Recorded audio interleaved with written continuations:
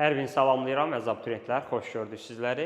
Bugün sizlərə ətraflı suallarla bağlı məlumat verəcəm və misal nümunələri göstərəcəm. Uşaqlar, bilirsiniz ki, riyaziyyatda ətraflılar çox önəmlidir. Yəni, 11-ci sinif buraxılışında 7 ətraflı sual düşür və bu ümumi 100%-in 45%-ni əhatə edir. Necə?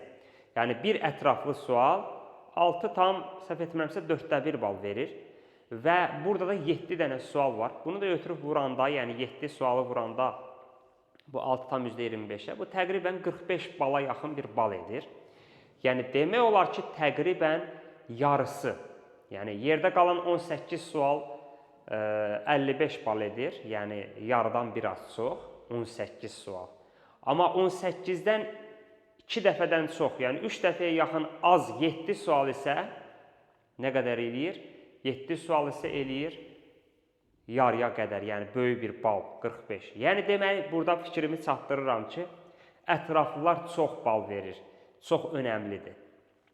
Yəni bir şagird gedir, 20 sual yazır, 60 bal güclə toplayır. 20 sual yazır, 20 sual yazır, 60 güclə toplayır. Niyə görə? Çünki bu adam 18-in, yəni gedir qapalı və açıqları yazır. Uzaq başı 2 dənə ətraflı yazır. Ona da indi tam bal verirlər, vermirlər.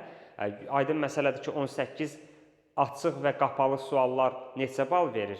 55 bal da təqribi deyirəm. 55 bal. 2 dənə də oradan sual yazanda, indi onu da tam yazmasa 60 bal və yaxud da 65 bal.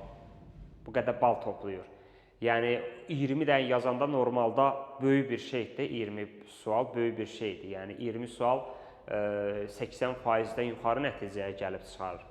Amma bala gələndə isə 60-65 bal, yəni bu çox az baldır. Yəni nədir? 5 dənə ətraflı yazılmayıb orada. Bax, bu problemlər, bu önəmli, vacib hissələrdir bunlar. Çünki ətraflıları siz yaxşı yazmasanız, yüksək bal toplamayacaqsınız. Yəni yüksək bal toplamaq istəyən ətraflıları mütləq yazmalıdır. Onsuz da buraxılış imtahanında açıq və qapalılar çox asan olur. Ətraflılarda, ətraflı da əslində 7 dənə ətraflı var və o 7 ətraflının hamısı çətin düşmür ki, maksimum ikisi çətin düşür, 5 dənəsə çox rahat olur. Sadəcə bunu yaxşı yazmaq lazımdır. Keçən il nə qədər şagirdlər oldu ki, sualın cavabını bildiyi halda, sual asan sual idi, çox sadə, indi birazdan nümunə də göstərirəm. Çox asan sual düşübdür və şagird, belə deyək, onu yazıb, amma tam bal ala bilməyib, yarı bal almışdı. Niyə görə? Sualı bildiyi halda niyə yarı bal almışdı? Çünki ətraflı yazmamışdı. Onlara toxunacam, çünki bunlar çox vacibdir. İndi misal izahına keçməmişdən əvvəl bildirim ki, əzizlər, dərslərimiz davam edir. Onlayn dərslərdir, bu nömrəyə yazıb qoşula bilərsiniz. Güclü qruplarımız var, zəif qruplarımız var. İstənilən qrupa qoşula bilərsiniz. Dərs vaxtı bütün suallarınız cavablanır mükəmməl formada. Dərsin qaydına sonradan baxa bilirsiniz. Eləcə də Eylər Akademiyada təkcə riyaziyyatdan yox, digər bütün fənlərdən mükəmməl müəllimlər var. Hər birinə qoşularaq məsuliyyətli olsanız 100% yaza bilərsiniz. Çünki bütün müəllimlər dərslərə həqiqətən də can yandırır. Bu isə əyani dərslərdir. Əyani dərslərə müraciət eləmək də əyani dərslərimizdə 20 yanvardadır. Eyni zamanda Neftçilər filialımızda əyani dərslərimiz var. Qoşula bilərsiniz. İndi keçək misalın izahına. Bu sual test toplusunda olan sualdır və yəqin ki, görmüsünüz. Əslində, bu faizlə əlaqəsi çox da olmasa belə, bu ətraflıya düşə bilən suallardandır. 2023-cü ildə bunun bənzəri düşmüşdür. 2023-cü ildə bunun bənzəri düşmüşdür. Və əzizlər, burada məsələ nədir? Bu suallar əsasən türk kitablarından, türklərin istifadə etdiyi suallardır, oradan götürülübdür. Bu sualda, indi bunun aşağısındakı sualdır. Yəni, ətraflılarda əsasən bax, belə bir cədvəl düşür, diaqram düşür, sonra məsələ düşür. Mən onun çox xüsusi işləyirəm, indi inşallah öz qruplarıma işlədəcəm, əyani qruplarımdır, onlayndır, sınaq qruplarıdır, hamısına işlədəcəm və çalışacağım ki, sizlərə də dəstək olum. Deməli, hətta indi alınsa 1-2 aydan sonra, 2 aydan sonra bir kitab halına da sala bilərik hətta bunu, ətraflıları. Və məqsəd ətraflıları mükəmməl yazmaqdır. Uşaqlar, bu deməli, gördüyünüz bu sual 2023-də də düşmüşdü, bunun bənzəri. Görək necə həll olunur. Deməli, bir cədvəl verib, əslində elə də çətin deyil, cədvəl verib, deyir ki, məhluldakı ABCD maddələrinin kütləsi və məhlulun neçə faizini təşkil etdikləri haqqında bu cədvəl verilib və deyib ki, A və B-nin kütlələri bərabər olub D maddəsinin kütləsindən 10 qram çoxdur. Uşaqlar, D maddəsinin kütləsinə X desək, A və B-nin kütlələri olacaq X plus 10. Çünki şərtdə özü bizə verib ki, məhlul A və B-nin kütlələri bərabərdir və D-dən 10 qram çoxdur. D X-dırsa bundan 10 çoxdursa X plus 10 budur. Onda deməli, bunların hamısını toplasam, bunların hamısı toplananda bu ümumi məhluldakı maddənin miqdarını bildirir, kütləsini bildirir. Bunların hamısını toplayanda eləyir 3x plus 3 dənə x var, bu da 80, 10, 10, 100. Ümumilikdə bu qədər kütlə var, bu qədər qram var. Bu 100%'dir. 100%. Niyə görə 100%'dir? Çünki bütün məhluldakı o bütün maddəni topladım. Bütün maddə hamısı 100%'dir. Bəs o məhlulun tərkibindəki D maddəsinin x qramdır, bu isə 20%'dir. Başa düşdünüz? Yəni, bütün maddə hamısını toplayanda 100%'dir, D 20%. Görürsən, heç faizlə əlaqəsi yoxdur. Sadəcə biz tənasüb qururuq bu məsələdə. Çarpaz vursam, 20 vurulsun 3x plus 100 bərabərdir 100x. Buradan da 100 ilə gedir 25. 3x plus 100 bərabərdir 5x. Buradan da düz eləyirəm də hesab səhvləri yoxdur. 2x bərabərdir 100, x bərabərdir 50. Vəssalam. Deməli, x 50. Amma cavab 50 deyil, çünki A maddəsinin kütləsini soruşur. A maddəsi x plus 10 idi, deməli A maddəsinin kütləsi 60'dır. Bax, bu cür bir sualdır, yəni ətraflıya. Yəni, əsasən biraz cədvəl tipində, diaqram tipində olur ki, sən onu necə dərk edəcəyinlə bağlıdır ki, onu necə yaza bilərsən, necə düşünə bilərsən. Yəni, bu formada da göstərəndə sənin tam bal verəcəklər inşallah. İndi gələk məsələn belə bir. Bax, bu sualda, deməli, bu sualda düşür tez-tez. İndi birazdan sizə göstərəcəm ki, məsələn, keçən illəri ətraflı sual düşmüşdü və ona tam verməmişdilər. O haqda da danışacağım bu sualın izahından sonra, diqqətlə qulaq asın. Bax, yazıb həcmi 45 olan hovuz 18 dəqiqə ərzində su ilə doldurulması qrafiki göstərilib. Yəni, bu bir hovuzdur. Bu hovuzun 18 dəqiqəyə su ilə doldurulma qrafikidir. Yəni, müəyyən fasilələrlə. Deyir ki, suyun axma sürətinin ən kiçik olduğu zaman aralığında hovuzun neçə faizi dolub. Biz birinci tapmalıyıq ki, suyun ən kiçik olduğu zaman, yəni o sürəti hardadır? Bax, məsələn, bura bax. 0-dan 8 dəqiqə, yəni 0-dan 8-ə gələndə 8 dəqiqə ərzində 0-dan 9-a qalxıb 9 metr kub su vurub 8 dəqiqəyə. Bəs, yaxşı, 1 dəqiqəyə nə qədər vurar? 1 dəqiqəyə x-i tapanda 8x bərabərdir 9, x da bərabərdir 9 böl 8. Yəni, 1,8-də 1 metr kub vurur 1 dəqiqəyə. Elə ən az hissə buradadır. Məsələn, yoxlaya bilərsən. Digərinə gəlin keçək. 8-dən 12-yə qədər 4 dəqiqəyə nə qədər su vurub? 9-dan 30-a qədər 21 metr kub su vurub. Onda bəs deməli 1 dəqiqəyə nə qədər su vurar? Y. Onda 4y də bərabər 21, y də bərabərdir 21 böl 4. Bu da eləyir 5,4-də 1 metr kub. Bu da belə metr kub. Deməli, bu daha çoxdur. Eləcə də burada 12-dən 18-ə qədər 6 dəqiqə ərzində, o isə 30-dan 45-ə qədər 15 metr kub su vurub. Onda bəs 1 dəqiqəyə nə qədər su vurar? Z metr kub. Onda 6z bərabər 15, z də bərabərdir 2,6-da 3 eləyir səhv etməsi. Bəli. Deməli, onda burada ən az, yəni suyun axma sürəti ən kiçik olduğu zaman bu zamandır. Yəni, ilk 8 dəqiqədə az vurub. Onda belə çıxır ki, bu ilk 8 dəqiqədə nə qədər su vurmuşdu? 9 litr su vurmuşdu. Burada da yazıb ki, sürətin ən kiçik olduğu zaman hovuzun neçə faizi dolub?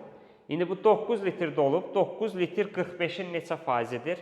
9 bölünsün 45 vur 100, o da 20 faizidir. Və yaxud da başqa cür belə də yaza bilərdin. 45 bütün hovuzdur deyənə 45 100 faizdirsə, bəs hovuz yəni axma sürəti ən kiçik olduğu aralıq bu ilk 9 dəqiqədir. Bu 9 dəqiqə nə qədərdir? X, buradan da x bərabərdir. Yenə də eyni şeydir. 9 vur 100 böl 45, o da 20. Yenə də eyni şeydir. Bu da, yəni belə tip suallar əsasən ətraflıda düşür. İndi mən sizə istəyirəm ki, göstərim ki, keçən illəri ətraflıda asan bir sualdır, amma bal ala bilmirlər. Bu necədir? Bax, sual belə idi. İmtahanda sual belədir. Sual belədir ki, deyir ki, düzbucaqlıda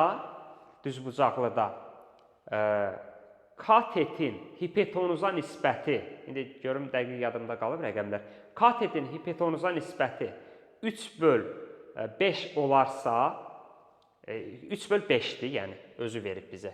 Katetin hipotenuza nisbəti, katet böl hipotenuz 3 böl 5'dir. Perimetri verib bizə 48'dir və bizdən hipotenuzu soruşur. Hipotenuz. Bax, sual belədir. Yəni, ətraflıya düşmüş sual belədir. Keçən illəri düşmüşdür. Baxa bilərsiniz ki, indi hansısa rəqəmi səhv yaza bilərəm, amma mahiyyət budur. Katetin hipotenuza nisbəti 3 böl 5'dir. Perimetri 48, hipotenuz soruşur. Normalda bu sual, yəni 30 saniyəlik sadə bir sualdır. Şagirdlər necə yazmışdılar və niyə görə yarı bal almışdılar? Katetin hipotenuza nisbəti 3 böl 5'dir. Yazıb 3x, 5x belə. Sıracı bura bir dənə 4x yazıb. Deyir ki, müəllim 3, 4, 5, 3 bucaqda. Sıracı bir dənə 4x yazıb bura. Sonra perimetri bərabərdir yazıb 3, 4, 7, 5, 12x bərabərdir 48. X də bərabər 4. Sonra da yazıb ki, hipotenuz bərabərdir 4 vur 5, 20. Cavab 20. Əslində düz yazıb. Tam olaraq düz həll edib. Sadəcə şagird bunu özü üçün düz həll edib, yəni öz beynində düz həll edib. Axı, əzizlər, burada 3-ün 5-ə nisbətin vermişdir. Bu 4x hardan gəldi? Bəs onu sən özündə bilirsən. Sən deyirsən ki, bunu hamı bilir. Nə olsun hamı bilir? Orada yazılıb ətraflı tələb edilen tapşırıq. Sən bunu ətraflı yazmasan, nə olsun ki, 2-ni 2-yə vuranda 4 eləyir? Sən ətraflıda da bunu başa salmalısan ki, səbəbi odur. Yəni, onlar hardan biləcək ki, bu 4x hardan gəldi? Sən bir yazmalıydın. Yazmalıydın ki, Pifagora görə AC-nin kvadratı bərabərdir. BC-nin kvadratı çıx, AB-nin kvadratı. Oradan da BC 25x kvadrat çıx, 9x kvadrat bərabər 16x kvadrat. Və buradan da AC bərabərdir 4x. Sonra da deyəcəkdim ki, bizdən hipotenuz istənildiyinə görə hipotenuz burada 90-ın qarşısındakı tərəfə hipotenuz deyirik. Hipotenuz 5x-dir, o da 4 vur 5, 20. Bax, bir dənə bunu yazmadığına görə, yəni Pifagora görə, yəni onlar Pifagorus sözünü görmək, o düsturu tətbiq eləməyini istəyirlər səndən. Bir dənə bunu yazmadıqlarına görə əksəriyyət şagird yarı bal almışdı və yaxud da 3-də 2 bal almışdı. Yəni, boş yerə 3 bala yaxın bal itirmişdilər. 3 balda elə bir sual, yəni qapalıların bir sualı deməkdir 3 sual. Yəni, qapalıların bir sualı sayılır 3 sual. Elə bir ki, bir sual boş yerə itirdilər. Halbuki bildiyi halda itirdi. Sonra başqa bir şey də var idi. İndi onu da gələn dəfəki videolarda deyərəm. Başqa bir sual da vardı. Çox sadə sual idi. Paralelogram sualı idi. Şagird yenə də düz tapmışdı onu. Bu nə istəyir məndən? Şagird düz tapmışdı onu. Halbuki o şagird mənim indi bütün əsəblərimlə oynayacaq bu. Deməli, bir şagirdim var. O Koreya Universitetinə qəbul oldu. Və həmin şagirdim, deməli, Nəzirin də adı, bəlkə də videonu görəcək. Hal-hazırda qardaşı yanıma gəlir bura, Mehdi.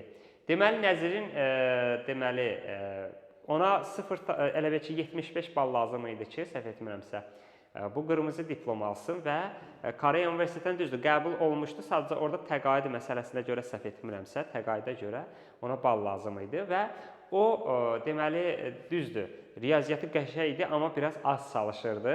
Əsasən fikrin vermişdi öz ixtisasına, yəni Koreya dilinə doğru və riyaziyyatı elə də çox çalışmırdı. Amma buna baxmayaraq çox gözəl yazdı. Yəni az çalışmağına baxmayaraq çox gözəl yazdı nəticəni. Yəni 75 bala qədər bal topladı. Yəni halbuki onun qədər çalışan şagird heç 50-ni keçə bilməzdi yer gələndə. O yəni yaxşı yazmışdı. Çünki riyaziyyatı var idi. Yəni o ciddi çalışsaydı 100 yazacaqdı. Çünki başı ona çatırdı. Yəni başa salan kimi anlayırdı. Sadəcə yəni məqsədi başqa idi, yəni az çalışırdı. Fikri elə də riyaziyyatda deyildi. Və 75 bal yazdı. Sadəcə 75, daha doğrusu 75-dən deyilsən azcana az topladı. 1-2 bal az topladı. 75. Çünki buna 75 lazım idi ki, qırmızı diplom alsın və təqaüdə düşə bilsin. Səhv etmirəmsə 74 idi, nə qədərsə toplamışdı. Bəs oradan o niyə görə bal itirmişdi? Bax, belə bir suala görə. O sualda gələn dəfələrdə deyərəm. Paraleloqram sualı idi. Hər şeydə düz yazmışdı. Sadəcə ətraflıdır deyənə bir dənə şəkil çəkmişdi. Hə. Məsələn, bir dənə paraleloqram şəkil çəkmişdi. Hə. Sonra da perimetr bərabər belə yazmışdı. Yəni sadə. Halbuki yəni başa düşüb düz yazmışdı. Sadəcə ətraflı yazmamışdı deyənə oradan 3 bal silmişdilər. Hətta o bal gəlsəydi 77-yə qədər bal toplayacaqdı. Demək istəyirəm ki, balın çox önəmi olur. Bir balın belə. Bax, məsələn, bu illəri bizim bir şagirdimiz 621 səhv etmirəmsə 621,6 bal topladı. Və səhv etmirəmsə də deməli, yəni bu şagirdin balıdır. Şagirdin balıdır. Bakı Dövlətin hüququnun balı, keçid balı isə səhv etmirəmsə 621,7 oldu deyəsən. İndi mən burada ümumiyyətlə də bunları oturub əzbərləmirəm dəqiqliyinə. Sadəcə mahiyyəti çatdırmaq istəyirəmsə. Yəni şagirdin balı 621,6 oldu səhv etmirəmsə, hüququn da keçidi 621,7 oldu.